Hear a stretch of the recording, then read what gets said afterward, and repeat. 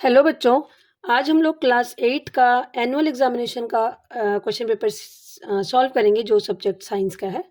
ठीक है, तो ये 24-25 का क्वेश्चन पेपर है। चलिए इसको सॉल्व करते हैं।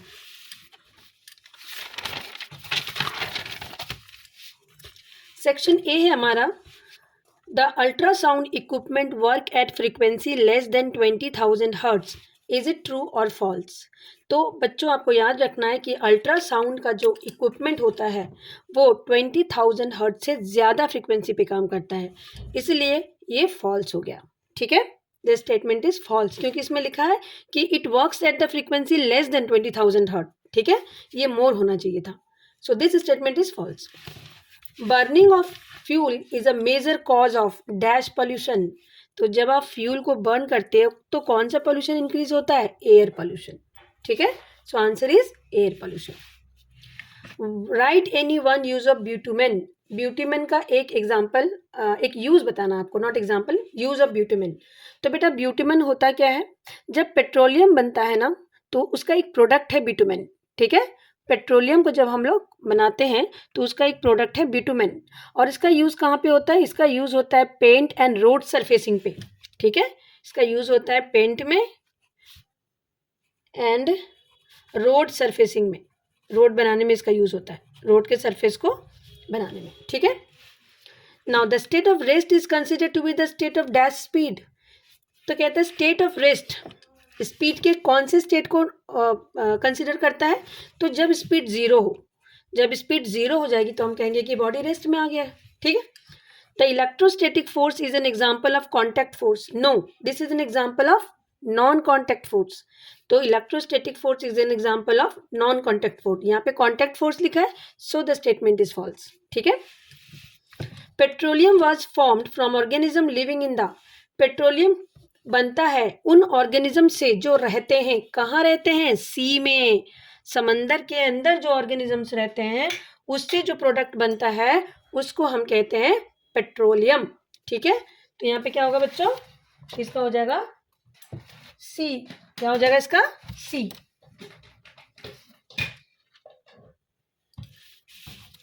नेक्स्ट है हमारा, plant content nearly dash % of water. Plant के अंदर कितना % वाटर होता है?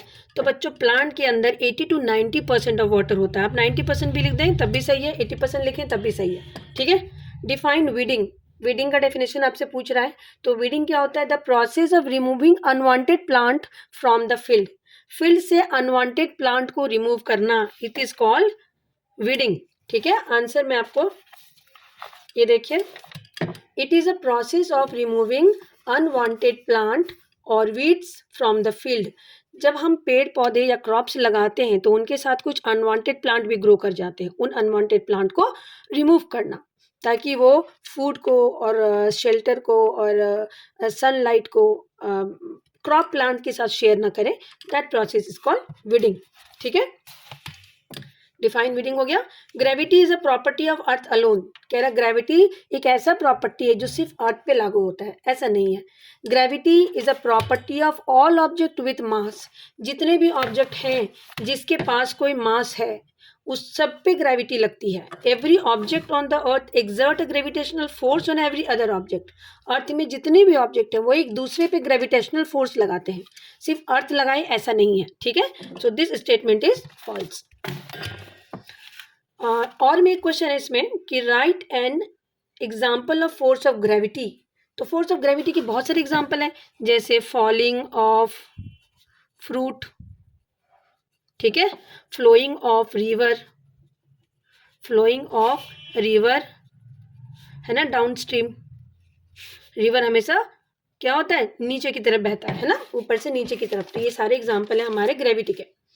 Right any one example of muscular force. तो मस्कुलर फोर्स क्या होता है बच्चों? मस्कुलर फोर्स होता है ऐसा फोर्स जो हमारा मसल एग्जर्ट करता है ऑब्जेक्ट पे।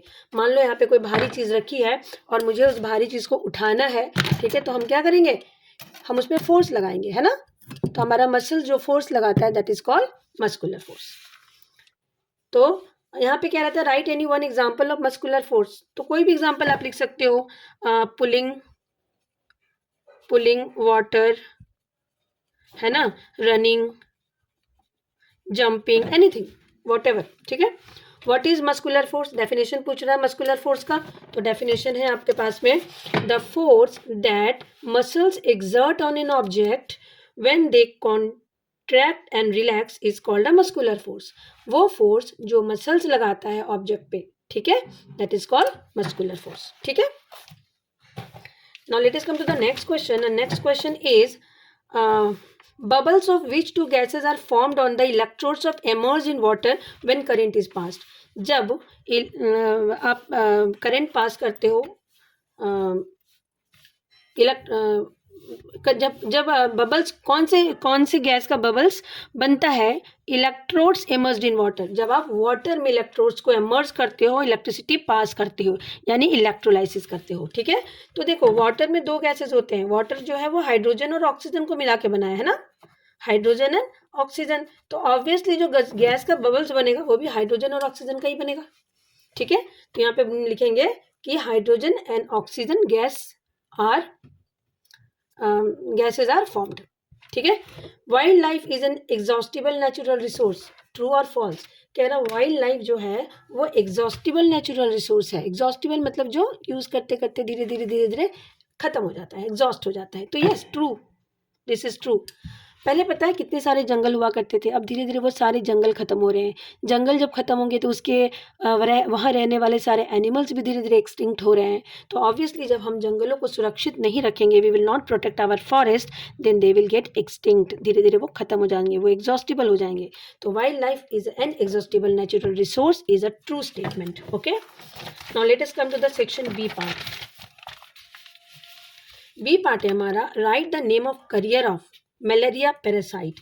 मलेरिया पैरासाइट को कौन कैरी करता है, तो इसको करता है female anopheles mosquito. Female anopheles mosquito ने अगर आपको काट दिया या बाइट कर दिया तो आपको मलेरिया हो सकता है, ठीक है। डेंगू वायरस, तो इसके लिए है एडीज, ठीक है। एडीज भी एक तरह की मॉस्किटोज होते हैं। नेक्स्ट है right the causative micro organisms of hepatitis A. Hepatitis ए कौन से माइक्रो ऑर्गेनिजम्स की वजह से होता है, तो इसका नाम है हेपाटाइटिस ए वायरस, जिसको हम HAV भी कहते हैं, ठीक है। Right any one preventive measure, कैसे हम इन सब चीज़ों से बच सकते हैं हेपाटाइटिस से, है ना। तो इसके लिए हमें क्या करना होगा बच्चों, कोई वन पूछ रहा है तो आप लिख सकते हो गुड हैंड वॉशिंग। आपको गुड हैंड वॉशिंग करनी चाहिए, जब भी खाना खाएं या कोई भी चीज़ को, खाने वाली चीज़ों को आप टच करें तो कोशिश करें हैंड को बहुत अच्छे से हम वॉश करें। दूसरा है कि हमेशा हमें बैलेंस्ड डाइट खाना चाहिए। बैलेंस्ड डाइट खाने से हमें बीमारियां कम होंगी, ठीक है, क्योंकि हमारे बॉडी में गुड माइक्रोब्स बनेंगे जिसकी वजह से हम बीमारियों से लड़ पाएंगे। नेक्स्ट है what is the reason that we are not crushed under the force of gravity. ये क्या रीजन है, कौन सा रीजन है जिसकी वजह से इतना फोर्स ऑफ ग्रेविटी के अंदर भी हम दब के नहीं मर जाते, ठीक है। तो इसका आंसर है the pressure inside our body is created by fluid like blood essentially balanced out the external pressure exerted by the atmosphere. मान लो ये हम हैं, ठीक है, ये हम हैं, तो एटमॉस्फेयर हमें जो चारों तरफ से प्रेशर लगा रहा है, इस प्रेशर को बैलेंस कौन करता है, हमारे बॉडी के अंदर जो ब्लड फ्लो हो रहा है। हमारे बॉडी के अंदर जो ब्लड फ्लो हो रहा है वो भी हमारे बॉडी के बाहर की तरफ प्रेशर लगाता है, जिसकी वजह से क्या होता है, ये प्रेशर बैलेंस होता है और हम अर्थ के ग्रेविटी के अंदर क्रश्ड नहीं होते, ठीक है। नेक्स्ट है हमारा और वाला पार्ट यहाँ पे कि why does the area of pointed end of a nail is much smaller than that of the head। आपने नेल देखा है ना, नेल कैसा होता है, ऐसा, है ना। इसका जो लास्ट वाला एंड होता है, ये वाला पॉइंटेड एंड होता है और हेड इसका बहुत ही फ्लैट होता है, ठीक है। तो ये ऐसा क्यों होता है, ये ऐसा इसलिए होता है बच्चों कि जो हमारा, जब हम इस हेड पे हैमर से, यहाँ पे जब हम हैमर मारेंगे तो क्या होगा कि एरिया ज़्यादा है ना, ज़्यादा एरिया होने की वजह से इसके टिप पे प्रेशर ज़्यादा लगेगा और वो जल्दी वॉल पे या कहीं पे भी जब हम इसको डालना चाहते हैं उसमें वो धंस जाएगा। The smaller area created greater pressure which allows the nail to easily penetrate the surface. तो स्मॉलर एरिया होने की वजह से प्रेशर ज़्यादा लगता है और नेल्स आराम से, लकड़ी हो या वॉल हो या किसी के अंदर, वो आसानी से पेनिट्रेट हो जाता है, पेनिट्रेट मतलब अंदर चला जाता है आराम से, ठीक है। नेक्स्ट है आपका right the full form of LED. LED का फुल फॉर्म आपको लिखना है। तो एलईडी का फुल फॉर्म होता है बच्चों लाइट एमिटिंग डायोड, ठीक है, लाइट एमिटिंग डायोड, ये आपको याद रखना है। Why is distil water not a good conductor of electricity. Distil water good conductor of electricity क्यों नहीं है, तो इसका क्या रीजन है, तो देखिए इसका आंसर मैंने लिखा है कि because distilled water lakhs dissolve ions which is necessary for the flow of electric current. Electric current क्या होता है, फ्लो ऑफ आयंस, और उसमें आयंस खत्म हो जाते हैं, आयंस नहीं होते हैं, जिसकी वजह से फ्लो ऑफ करंट नहीं हो पाता, ठीक है। नेक्स्ट क्वेश्चन है हमारा नेम एनी टू एंटीबायोटिक्स। दो एंटीबायोटिक्स के नाम बताने हैं आपको, टू एंटीबायोटिक्स। तो एक तो आपका पेनिसिलिन हो गया, दूसरा टेट्रासाइक्लिन, स्ट्रेप्टोमाइसिलिन, आप कुछ भी लिख सकते हैं, बहुत सारे एंटीबायोटिक्स होते हैं, कोई दो आपको लिखने हैं, पेनिसिलिन टेट्रासाइक्लिन, है ना। Who discover the vaccine for small pox. Small pox के लिए वैक्सीन को किसने डिस्कवर किया था, एडवर्ड जेनर ने, ठीक है। If the angle of incident is 60 degree then what would be the angle of reflection. अगर एंगल ऑफ इंसिडेंट 60 डिग्री है तो एंगल ऑफ रिफ्लेक्शन क्या होगा, तो आपने लॉ ऑफ रिफ्लेक्शन पढ़ा है ना। लॉ ऑफ रिफ्लेक्शन कहता है कि अगर एंगल ऑफ इंसिडेंट जितना होता है उतना ही एंगल ऑफ रिफ्लेक्शन भी होता है, तो अगर ये 60 डिग्री है तो ये भी 60 डिग्री ही होगा। So if angle of incidence is 60 degree then angle of reflection will also be 60 degree, क्योंकि लॉ ऑफ रिफ्लेक्शन यही कहता है कि angle of incidence is equal to angle of reflection. What is lateral inversion. Lateral inversion क्या होता है बच्चों, जब आप प्लेन मिरर अपने घर के मिरर के सामने खड़े होते हो तो आप देखना आपका राइट उसका लेफ्ट की तरह दिखेगा, और उसका लेफ्ट आपके इमेज का जो लेफ्ट है वो आपका राइट की तरफ दिखेगा, that is called lateral inversion. The left side of the object appears on the right side of the image, ठीक है। The left side of the object appears on the right side of the image and vice versa. Vice versa मतलब और इसका उल्टा, the right side of the object appears on the left side of the image, this is called lateral inversion, और ये सिर्फ plane mirror में होता है, ठीक है। How does diffuse reflection differ from regular reflection. ये बहुत इंपॉर्टेंट क्वेश्चन है कि डिफ्यूज रिफ्लेक्शन और रेगुलर रिफ्लेक्शन में क्या अंतर है, राइट एनी टू डिफरेंसेस। तो देखिए डिफ्यूज रिफ्लेक्शन और रेगुलर रिफ्लेक्शन में डिफरेंस, ठीक है। रेगुलर रिफ्लेक्शन क्या होता है बच्चों, reflected light travels in a specific direction. इसमें जो रिफ्लेक्टेड लाइट होती है वो एक स्पेसिफिक एक पर्टिकुलर डायरेक्शन में ट्रेवल करती है। डिफ्यूज्ड में रिफ्लेक्टेड लाइट स्कैटर्ड इन मल्टीपल डायरेक्शन। इसमें जो रिफ्लेक्टेड लाइट है वो मल्टीपल डायरेक्शन में स्कैटर करती है, ठीक है। Regular reflection produces a clear virtual image of the object. ये क्लियर और वर्चुअल इमेज बनाता है ऑब्जेक्ट का, और ये क्या करता है, ब्लरी एंड स्कैटर्ड इमेज बनाता है। it produces a blurry and scattered image, ठीक है।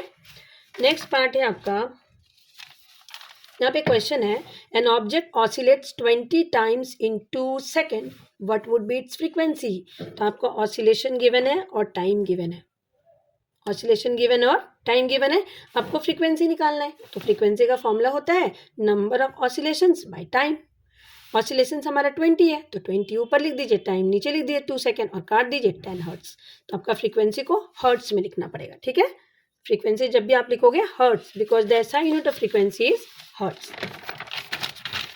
Now let us come to C section. C section है हमारा write any two constituent of petroleum. Petroleum के दो कॉन्स्टिट्यूएंट लिखने हैं, तो पेट्रोल और डीजल लिख सकते हैं आप, ठीक है। How can we save petrol diesel while driving, give any 2 suggestion. जब आप ड्राइव कर रहे होते हो तो कैसे हम पेट्रोल और डीजल को सेव कर सकते हैं, कैसे हम उसको बचा सकते हैं, मतलब कम से कम खर्च हम ये कोशिश करेंगे, है ना। सो फर्स्ट है आपका switch off your engine at traffic light. जब भी ट्रैफिक लाइट आता है तो आप अपने इंजन को स्विच ऑफ कर दीजिए, इससे भी हमारा पेट्रोल और डीजल थोड़ा बच जाएगा। और एंश्योर करेक्ट टायर प्रेशर, आपकी गाड़ी का टायर का प्रेशर सही होना चाहिए, वरना कम प्रेशर अगर होगा तो ज़्यादा पेट्रोल खर्च हो सकता है, ज़्यादा डीजल भी खर्च हो सकता है, ठीक है। तो जब भी हम गाड़ी निकालें तो हमें क्या करना है कि उसके टायर प्रेशर को ज़रूर मेजर करना है और उसको अप्रोप्रिएट रखना है। नेक्स्ट क्वेश्चन है हमारा, the organic manure is considered better than fertilisers. कह रहा है जो ऑर्गेनिक मैन्योर होता है, जो हम मैन्योर बनाते हैं, खाद बनाते हैं ना, वो बहुत ज़्यादा अच्छा होता है फर्टिलाइजर से। Right any 3 reasons, very very important question है ये। इसके लिए 3 रीजंस बताने हैं कि क्यों ऑर्गेनिक मैन्योर बेटर है फर्टिलाइजर से, ठीक है। तो देखिए 3 पॉइंट्स हैं। Manure enhances the water holding capacity of the soil. Manure क्या करता है बच्चों, वाटर होल्डिंग कैपेसिटी को बढ़ा देता है, यानी सॉइल ज़्यादा वाटर को एब्जॉर्ब कर पाती है, जिसकी वजह से रूट्स को भी ज़्यादा वाटर मिलता, प्लांट अच्छे से ग्रो करता है। दूसरा है it makes the soil porous due to which exchange of gases becomes easy. Soil को पोरस बनाता है, पोरस होने की वजह से क्या होता है, एक्सचेंज ऑफ गैसेस हो पाता है और फिर रूट्स अच्छे से ग्रो कर पाते हैं। It does not create any pollution in the soil and increases the number of friendly microbes. Pollution बिल्कुल भी कॉज नहीं करता और फ्रेंडली माइक्रोब्स को वो बढ़ाता है, जो हमारे क्रॉप्स को और ज़्यादा हेल्दी बनाते हैं। नेक्स्ट पार्ट है आपका, right the name of 3 traditional method of irrigation. जो पुराने ज़माने में मेथड ऑफ इरिगेशन थे ना, तो उसके 3 आपको नाम लिखने हैं। तो पहला आप लिख सकते हैं मोट, दूसरा है ढेकली, तीसरा है राहत। ठीक है, moat, dhekli and rahat are the traditional method of irrigation. इसके बारे में आपकी बुक में दिया हुआ है, आप फोटोज देख सकते हैं, थोड़ा पढ़ भी लीजिए। क्वेश्चन नंबर 10 है हमारा, in the given diagram of human ear identified and label A and B. ये डायग्राम दिया है ह्यूमन ईयर का, आपको बताना है ए और बी क्या होगा। ये वाला है, ए है और ये नीचे आपका बी है। ठीक है, तो a, this is inner ear, this is called inner ear and this is eardrum. इसको हम क्या कहते हैं बच्चों, ईयर ड्रम।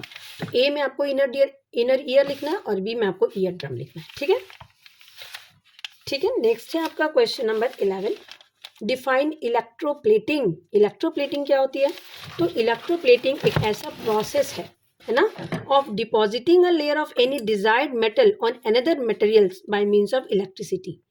एक मेटल के ऊपर एक दूसरे मेटल का लेयर को डिपॉजिट करना, एक मेटल के ऊपर एक दूसरे मेटल के लेयर को डिपॉजिट कर देना by the process of electricity is called electroplating.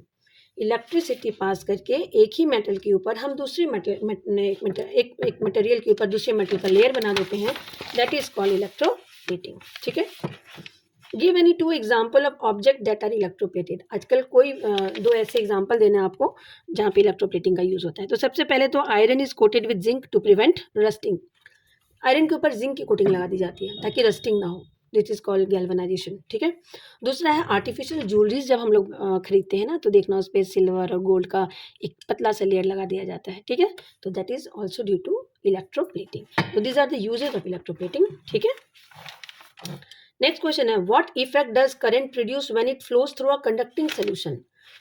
कौन से इफेक्ट करंट प्रोड्यूस करता है जब उसे कंडक्टिंग सोल्यूशन से पास किया जाता है। तो बच्चों देखो, जब कंडक्टिंग सोल्यूशन से आप करंट पास कराते हैं तो कौन कौन से इफेक्ट होते हैं। फर्स्ट है change the colour of solution, हो सकता है कि सोल्यूशन का कलर चेंज हो जाए। फॉर्मेशन ऑफ गैस बबल्स, हो सकता है गैस बबल्स होने लगे। Metal deposit on the electrode, और इलेक्ट्रोड पे मेटल्स का डिपोजिशन हो जाता है। तो ये 3 इफेक्ट्स होते हैं। ठीक है, करंट के when it flows through the conducting solution, जब भी करंट को फ्लो कराया जाता है कंडक्टिंग सोल्यूशन से, तो ये 3 इफेक्ट आपके हो सकते हैं, change the colour of solution, the formation of gas bubbles, metal deposits on the electrodes. ठीक है, नेक्स्ट है हमारा मैचिंग गिवन है। ठीक है, मैचिंग में देखिए इधर आपका है sperm, amoeba, hydra, frog, sheep, foetus, और इधर है हमारा tadpole, first cloned mammal, binary fission, stages of embryo, budding and human single cell. आपको मैच करना है, तो मैंने मैच करके आपको बता दिया यहाँ पे कॉपी में। स्पर्म ह्यूमन सिंगल सेल होगा, amoeba binary fission, hydra budding, sheep first cloned mammal. ठीक है, फीटस स्टेजेस ऑफ एम्ब्रियो, और फ्रॉग टेडपोल। तो ये हमारी मैचिंग थी। ठीक है, आते हैं next part. Question number 13, some person cannot see at all since birth. Some person may lose their eyesight because of disease or an injury. Lack of vitamin A in foodstuff is responsible for many eye troubles. So, एक छोटा सा आपके आई के बारे में लिखा हुआ है और से रिलेटेड कुछ क्वेश्चंस दिए हैं। The name of the disease due to lack of vitamin A. Vitamin A की कमी से कौन सी बीमारी होती है बच्चों? Night blindness. ठीक है, vitamin A is rich food in raw carrot, milk and curd, fish oil, all of this. तो बच्चों इन सब में विटामिन ए मिलता है, रॉ कैरेट में भी मिलेगा, मिल्क एंड कर्ड में भी मिलेगा, फिश ऑयल में भी मिलेगा, और ऑल ऑफ दिस, यानी सब में ही मिलता है, इसलिए हम इसमें ऑल ऑफ दिस पे टिक लगाएंगे।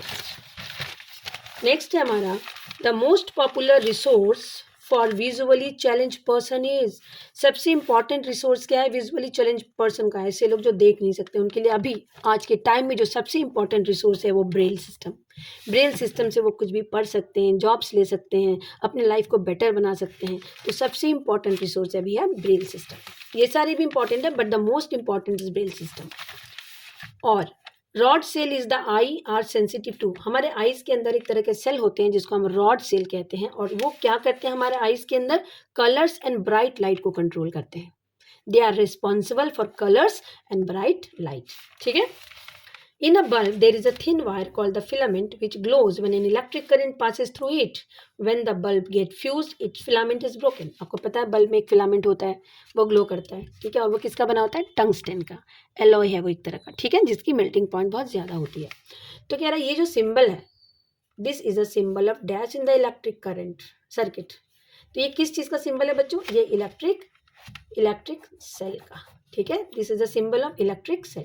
बहुत सारे बच्चे ना बैटरी को कर देते हैं, पर बैटरी को नहीं करना। Battery is a combination of electric cell. Battery क्या होती है, इलेक्ट्रिक सेल का कॉम्बिनेशन होती है। जब दो या दो से अधिक इलेक्ट्रिक सेल को आप कनेक्ट करते हैं तब वो बैटरी बनता है। तो बैटरी को बिल्कुल टिक नहीं लगाना है, इलेक्ट्रिक सेल, ये इलेक्ट्रिक सेल का सिंबल है, सिंबल कह सकते हो। The bulb glow only when the switch is, bulb कब ग्लो करता है, जब स्विच ऑन हो and the circuit is closed, और circuit closed हो। the bulb glow only when the switch is on and the circuit is closed। ठीक है, ये आपको याद रखना। what does happen when filament of the bulb is broken, अगर bulb का फिलामेंट ही टूट जाए, अगर बल्ब का फिलामेंट ही टूट जाए तो क्या होगा बच्चों, मान लो ये हमारा बल्ब है और ये फिलामेंट है, ये टूट गया, तो बल्ब क्या करेगा, बल्ब डज नॉट ग्लो, ये ग्लो नहीं करेगा। The device which is increasingly use in place of fuse this day, आजकल फ्यूज की जगह पे कौन सा डिवाइस यूज हो रहा है, miniature circuit breaker, that is called MCB. ठीक है। Adaptation does not take place in short time because the abiotic factor of region also changes very slowly. Those organisms which cannot adapt to these changes die and only the adapted ones survive. कह रहे हैं adaptation बहुत ही एक important feature होता है living organisms का, और जो ऑर्गेनिजम्स समय के साथ, टाइम के साथ, वेदर के साथ अपने अडेप्टिव फीचर्स को चेंज नहीं कर पाते हैं वो डाई कर जाते हैं। ठीक है, तो इसी से रिलेटेड क्वेश्चन है आपका। Dash and dash are the example of abiotic factor. Abiotic factor मतलब non living factors, sunlight and soil. दूसरा है an adaptation in dolphin allows them to breathe in air through. Dolphins air में कैसे breathe करती हैं, तो उनके पास blow holes होता है। ठीक है, आप जरा इसको गूगल सर्च कर लीजिएगा कि ब्लो होल्स कैसे होते हैं, कैसे दिखते हैं, तो आपको पता चल जाएगा। The webbed feet in frog help them in, frog में जो वेब्ड फीट होते हैं उसकी वजह से वो पानी में स्विम कर सकते हैं। ठीक है। स्क्विड इज अ, स्क्विड क्या होता है बच्चों, तो स्क्विड एक तरह का सी एनिमल है, आप इसको गूगल सर्च कर सकते हैं, देख सकते हैं फोटो कैसा होता है, ये सी एनिमल है। ठीक है, तो ये बच्चों हमारा पेपर था क्लास 8 का जो हमने सॉल्व कर लिया है। और प्लीज़ आप प्रैक्टिस करें, practice more to score more so that you can get good marks in your final exams. And thank you so much for watching the videos. Kindly like, subscribe and comment. Thank you.